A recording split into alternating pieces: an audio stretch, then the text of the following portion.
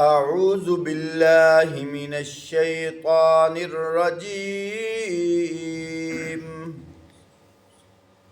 بسم الله الرحمن الرحيم.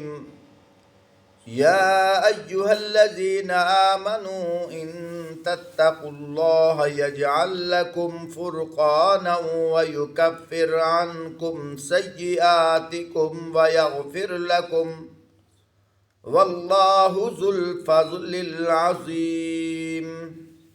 اے لوگو جو ایمان لائو، اگر تم پرہیزگاری اختیار کرو گے تو اللہ تمہیں کھرے کھوٹے کی تمیز عطا فرمائیں گے اور تمہاری برائیوں کو تم سے دور فرمائیں گے، تمہاری غلطیاں معاف فرمائیں گے. اللہ بڑا فضل کرنے والے ہیں. وَإِذْ يَمْكُرُ بِكَ الَّذِينَ كَفَرُوا لِيُثْبِتُوكَ أَوْ يَقْتُلُوكَ أَوْ يُخْرِجُوكَ وَيَمْكُرُونَ وَيَمْكُرُ اللَّهُ وَاللَّهُ خَيْرُ الْمَاكِرِينَ. اور وہ وقت بھی یاد کرو جب کہ انکار کرنے والے آپ کے خلاف تدبیریں سوچ رہے تھے کہ آپ کو قید کر دیں یا آپ کو قتل کر دیا جائے یا آپ کو جلا وطن کر دیا جائے. وہ اپنی چالیں چل رہے تھے، اللہ بھی اپنی تدبیریں فرما رہے تھے. اللہ سب سے بہتر تدبیر فرمانے والے ہیں. وَإِذَا تُتْلَى عَلَيْهِمْ آيَاتُنَا قَالُوا قَدْ سَمِعْنَا لَوْ نَشَاءُ لَقُلْنَا مِثْلَ هَذَا إِنْ هَذَا إِلَّا أَسَاطِيرُ الْأَوَّلِينَ. جب ان کو ہماری آیات سنائی جاتی تھی تو کہتے تھے کہ ہاں سن لیا ہم نے، ہم چاہیں تو ایسی ہی باتیں ہم بھی بنا سکتے ہیں، یہ تو وہی پرانی باتیں ہیں جو پہلے سے لوگ کہتے چلے آئے ہیں. وَإِذْ قَالُوا اللَّهُمَّ إِنْ كَانَ هَذَا هُوَ الْحَقَّ مِنْ عِنْدِكَ فَأَمْطِرْ عَلَيْنَا حِجَارَةً مِنَ السَّمَاءِ أَوْ ائْتِنَا بِعَذَابٍ أَلِيمٍ. اور وہ بات بھی یاد ہے جو انہوں نے کہی تھی کہ یا اللہ اگر یہ واقعی حق ہے تیری طرف سے تو تو ہم پر آسمان سے پتھر برسا یا کوئی دردناک عذاب ہم پر نازل فرما. وَمَا كَانَ اللَّهُ لِيُعَذِّبَهُمْ وَأَنْتَ فِيهِمْ وَمَا كَانَ اللَّهُ مُعَذِّبَهُمْ وَهُمْ يَسْتَغْفِرُونَ. فرمایا اس وقت تو اللہ ان پر عذاب نازل کرنے والا نہ تھا جبکہ آپ ان کے درمیان موجود تھے، اور نہ اللہ کا یہ قاعدہ ہے کہ لوگ استغفار کر رہے ہوں اور ان کو عذاب میں گرفتار کر لے. اللہ اکبر. محترم سامعین، یہ جو آج قرآن پاک کی آیات تلاوت کی گئی ہیں ان کا شان نزول یہ ہے، آپ صلی اللہ علیہ وآلہ وسلم نے جب اعلان نبوت فرمایا، صرف اعلان نبوت ہی نہیں تھا بلکہ جو مشرکین اللہ کے ساتھ اللہ کے غیر کو شریک کرتے تھے، ظاہری بات ہے ان کو بھی چوٹ لگنی تھی. اعلان نبوت یہ نہیں ہے کہ میں آخری نبی ہوں، اس سے پہلے لا الہ الا اللہ بھی ہے. اصل تکلیف تو ان کو لا الہ الا اللہ پر تھی، ختم نبوت پہ ان کو تکلیف نہیں تھی. وہ تو آپ صلی اللہ علیہ وآلہ وسلم کی ذات سے محبت کرتے تھے، وہ آپ صلی اللہ علیہ وآلہ وسلم کی تعریف بھی کرتے تھے، اور وہ اس لیے تو کہتے تھے اگر آپ چاہیں جس گھر سے رشتہ لینا چاہیں ہم وہ رشتہ دینے کے لیے تیار ہیں۔ اگر آپ چاہیں سرداری، ہم سرداری دینے کے لیے تیار ہیں۔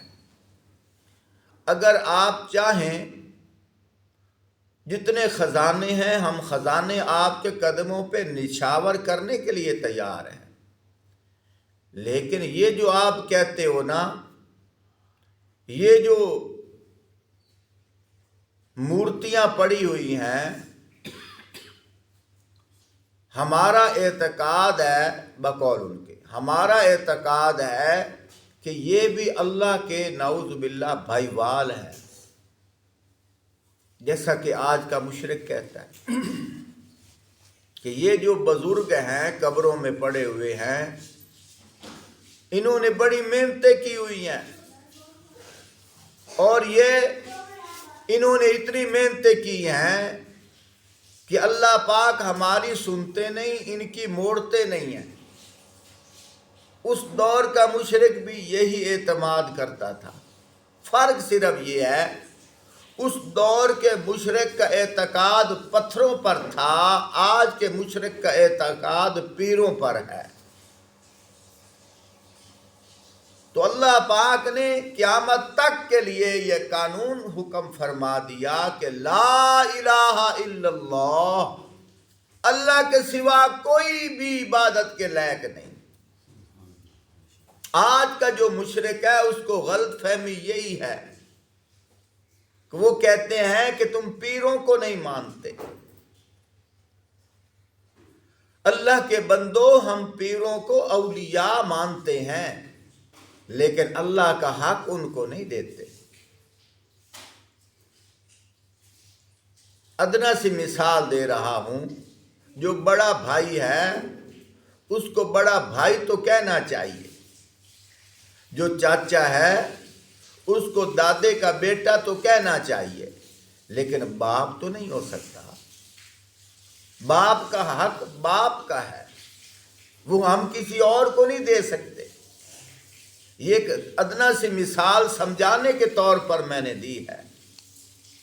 محترم ساتھیو، جو بھی برگزیدہ ہیں، چاہے انبیاء میں سے ہیں، چاہے صحابہ میں، چاہے اولیاء غوث کتب ابدال میں سے ہیں، چاہے حضرت پیر علی رضی اللہ تعالیٰ عنہ ہیں، چاہے حضرت امام حسین رضی اللہ تعالیٰ عنہ ہیں، یہ برگزیدہ ہیں۔ اللہ پاک نے ان کو عظمتوں سے نوازا ہے، لیکن اس کا مقصد یہ تو نہیں ہم ان کو سجدہ کرنا شروع کر دیں، اس کا مقصد یہ تو نہیں کہ اللہ کا حق ان کو دینا شروع کر دیں۔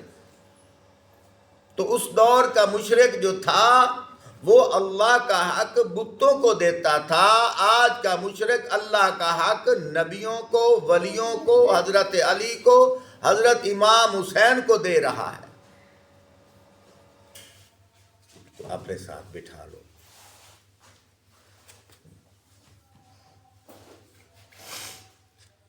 بات کی سمجھ آ رہی ہے؟ تو فرق صرف یہ ہے۔ تو ابو جہل جو ہے، ابھی آپ نے قرآن کی آیت پڑھی ہے، اللہ کو مانتا تھا تو اللہ سے دعا مانگ رہا ہے۔ اب سنو دعا کیا کر رہا ہے۔ کہہ رہا ہے، صرف وہ نہیں کہہ رہا، سب کو ملا کر، سارے مشرکین کو اللہ کی طرف متوجہ، کعبے کا غلاف پکڑ کے کیا کہہ رہے ہیں؟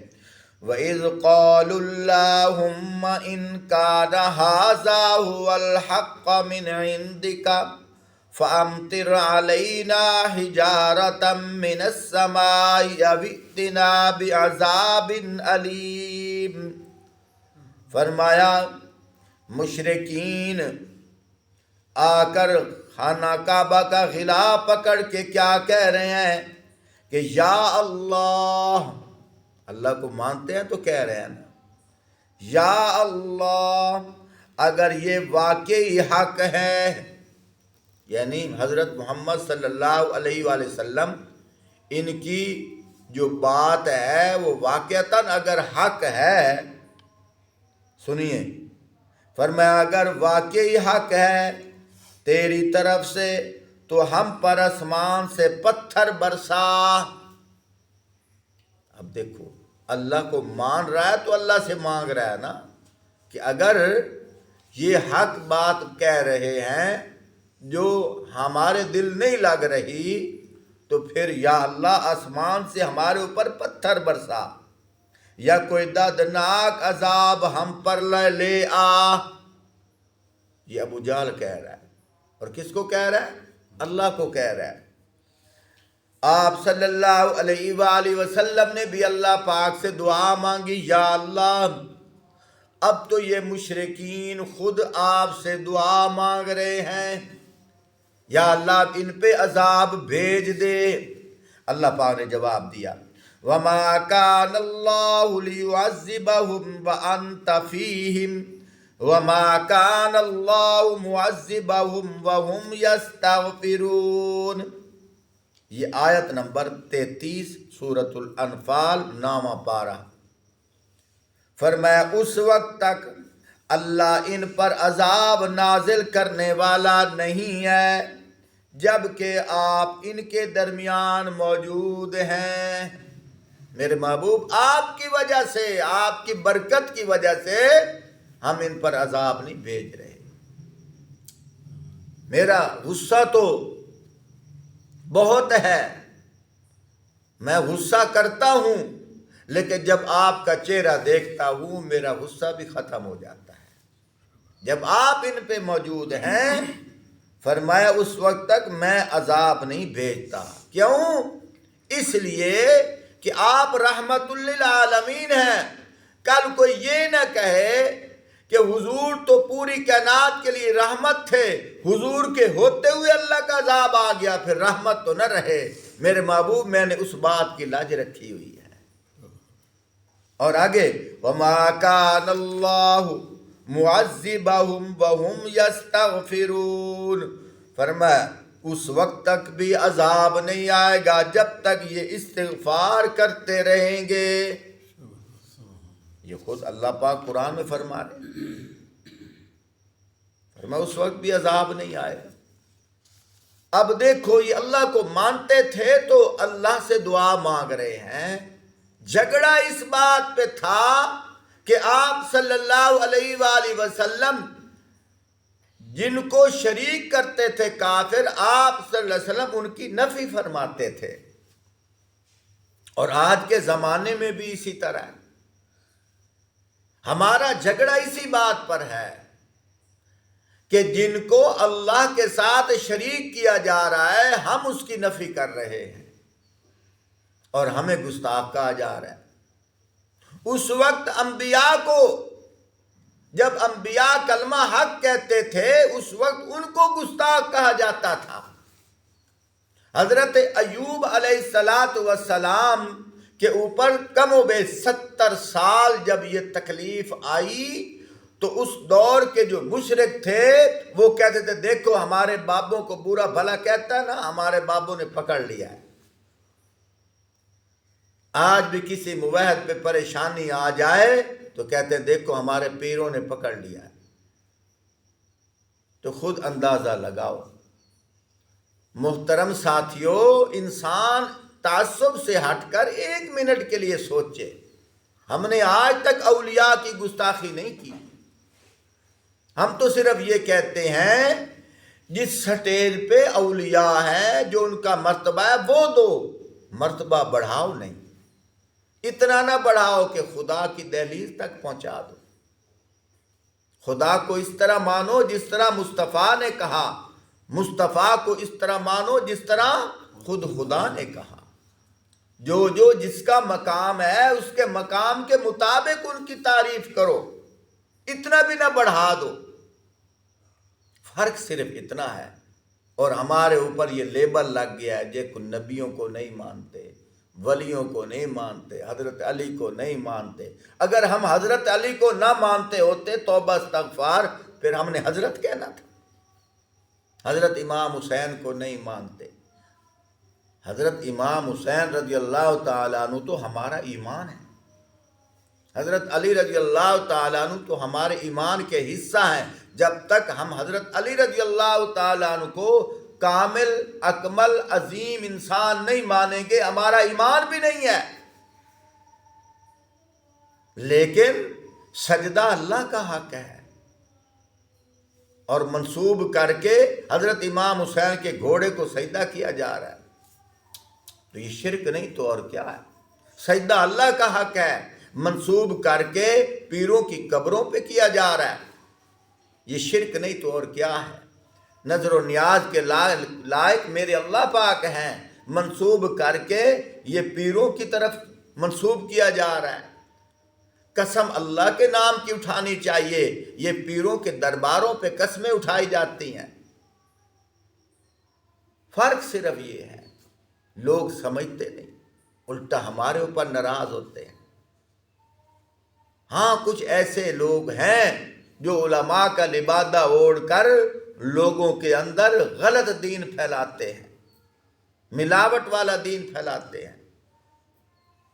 لوگوں کو سمجھنا چاہیے، برائلر مرغی جو ہے اور دیسی مرغی دونوں کا ذائقہ ایک نہیں ہے۔ ادھر فرق نظر آتا ہے 2 نمبر مولوی اور 1 نمبر مولوی کا فرق تمہیں نظر نہیں آتا؟ خود غور کرنا چاہیے۔ تو خیر بات مختصر کر رہا ہوں، تو آخر یہ جو مشرکین تھے انہوں نے کہا ہر حربہ ہم نے استعمال کر لیا ہے، اب چلو ان کے بارے میں کچھ مشورہ کر لیتے ہیں۔ مشورہ کیا ہوا؟ ابو جہل، نضر بن حارث، عتبہ، شیبہ، امیہ بن خلف، ابو سفیان، اس وقت ابو سفیان مسلمان نہیں تھے، بعد میں مسلمان ہو گئے تھے۔ قریش کے یہ جو سردار لوگ تھے یہ سب ایک جگہ جمع ہو گئے، اس جگہ کو دار الندوہ کہا جاتا ہے کہ رسول کریم صلی اللہ علیہ وآلہ وسلم اور اسلام کی بڑھتی ہوئی قوت کے مقابلہ کے بارے میں کچھ تدبیریں کی جائیں تاکہ اس آواز کو خاموش کیا جائے۔ ابھی مشورہ کی مجلس شروع ہی ہونے والی تھی تو شیطان جو ہے، اصلی شیطان، اس نے کہا تھا نا کہ میں قیامت تک یا اللہ مجھے زندہ رکھنا، تو اللہ پاک نے اس کو جزوی اختیار دیا ہوا ہے۔ ایک آپ صلی اللہ علیہ وآلہ وسلم کی صورت میں کسی کو خواب میں نہیں مل سکتا، یعنی وہ صورت نہیں اپنا سکتا، باقی یہ پنکھا بن سکتا ہے، یہ ٹاور بن سکتا ہے، یہ گدھا بن سکتا ہے، یہ کوئی جانور بن سکتا ہے، تمہارے ہماری صورتوں میں آ سکتا ہے، اللہ نے جزوی اختیار دیا ہوا ہے۔ تو یہ کسی بابے کی صورت میں یہ شیطان اس مجلس میں آ گیا، اس میٹنگ میں آ گیا۔ ابھی یہ دروازے میں آیا، فرمایا ابلیس لعین ایک سن رسیدہ عربی شیخ کی صورت میں دار الندوہ کے دروازے پر آ کھڑا ہوا۔ ابو جہل وغیرہ نے پوچھا تو کون ہے؟ وہ کہنے لگا میں نجد کا باشندہ ہوں، مجھے معلوم ہے کہ آپ لوگ ایک خاص میٹنگ بلائے بیٹھے ہیں، مجھے بھی شریک کر لو، میں بھی آپ کے کام آؤں گا۔ انہوں نے اجازت دے دی۔ جب وہ اندر آیا تو پھر اب میٹنگ شروع ہو گئی، مشورے شروع ہوئے۔ پہلا مشورہ یہ آیا، کیا؟ یعنی حضرت صلی اللہ علیہ وآلہ وسلم کو زنجیروں میں قید کر کے مکان کا دروازہ بند کر دیا جائے اور چھوڑ دیا جائے، یہاں تک کہ معاذ اللہ وہ آپ اپنی موت خود مر جائیں۔ وہی شیطان جو بیٹھا تھا یہ بات سن کر رائے دینے لگا، کیا کہنے لگا کہ یہ آپ کی رائے ٹھیک نہیں ہے۔ کیوں ٹھیک نہیں ہے؟ کہ آپ صلی اللہ علیہ وآلہ وسلم کے جو رفقاء صحابہ ہیں وہ اتنے محبت کرنے والے ہیں، وہ آئیں گے اور ان کو چھڑا کر لے جائیں گے، یہ مشورہ ٹھیک نہیں ہے۔ پھر ایک اور آدمی نے مشورہ دیا، کیا مشورہ دیا؟ مشورہ یہ دیا کہ اس شہر سے ان کو نکال دیں۔ پھر شیطان بولا، کہنے لگا یہ بھی طریقہ ٹھیک نہیں ہے۔ کیوں؟ کہ ان کی زبان اتنی میٹھی ہے یہ جہاں بات کرتے ہیں لوگ ان کی گرویدہ ہو جاتے ہیں، محبت کرنے لگتے ہیں۔ تو یہ جب جائیں گے، جس علاقے میں جائیں گے، ان کی تعداد اور بڑھ جائے گی، پھر تمہارے اوپر پھر حملہ کریں گے، اس لیے یہ بھی طریقہ ٹھیک نہیں ہے۔ ایک اور ساتھی نے پھر مشورہ دیا، کیوں نہ ہو ہم نعوذ باللہ معاذ اللہ ان کو قتل کر دیں، اور جب قتل کریں گے تو ایک طریقہ یہ ہے کہ مکے کے اندر جتنی قومیں بیٹھی ہیں، ہر قوم کا ایک ایک آدمی اکٹھا ہمارے ساتھ شامل ہو۔ کل اگر کوئی بات ہونے لگے تو ہم اس آدمی کو کہیں گے کہ تو اپنے قبیلے کو خود روک لے، اور وہ قبیلے والے لڑنے کے لیے آئیں گے، ہم ان کو کہیں گے ہم سے نہ لڑو، تمہارا آدمی بھی ساتھ شامل تھا۔ اس طریقے پر کوئی قبیلے والا بھی ہم سے نہیں لڑے گا، اور بعد میں ان کے ورثاء کو دیت دے کر جان چھڑا لی جائے گی۔ شیطان کہنے لگا یہ بات ٹھیک ہے۔ اسی مشورے کے تحت فیصلہ ہوا، اور رات کو کم و بیش 360 تلواریں، یعنی 360 ہر قبیلے کا آدمی وہاں آپ صلی اللہ علیہ وآلہ وسلم کے گھر کے ارد گرد جمع ہو گئے۔ اللہ پاک نے حکم دیا، فرمایا میرے محبوب انہوں نے اپنی چالیں چل لی ہیں، اب میری تدبیر چل رہی ہے، میرا فیصلہ چل رہا ہے، آپ ان کے درمیان سے نکلی اور ہجرت کری، ہجرت فرمائیں۔ یا اللہ یہ تو تلواریں ہیں، میرے خون کی پیاسی ہیں۔ فرمایا میرے محبوب آپ چلیں، نیچے سے مٹی اٹھا کر اپنے ہاتھ پہ رکھیں، میرا نام لیں اور ان پہ پھونک ماریں۔ پھونک مارنا آپ کا کام ہے، اس مٹی کو میں اتنا بڑھاؤں گا ان کی آنکھوں میں پڑیں گی، ان کو اپنی پڑ جائے گی۔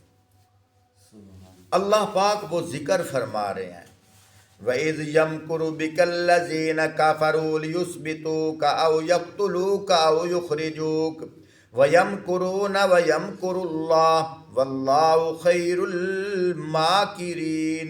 فرمایا وہ وقت بھی یاد کرنے کے قابل ہے جب کہ انکار کرنے والے خلاف تدبیریں آپ صلی اللہ علیہ وآلہ وسلم کے خلاف منصوبے بنا رہے تھے، اور آپ کو منصوبہ بنانے کے لیے آپ کے بارے میں کیا کہہ رہے تھے؟ کبھی تو کہتے تھے کہ آپ کو قید کر دیا جائے، کبھی کہتے تھے آپ کو جلا وطن کر دیا جائے، کبھی کہتے تھے کہ آپ کو قتل کر دیا جائے۔ وہ اپنی چالیں چل رہے تھے اور اللہ اپنی تدبیر فرما رہے تھے۔ پھر کیا فرمایا؟ فرمایا کہ وہ اپنی چالیں چل رہے تھے، اللہ اپنی تدبیر فرما رہے تھے، اور اللہ سب سے بہتر تدبیر فرمانے والے ہیں۔ اللہ ہمیں سمجھنے کی توفیق عطا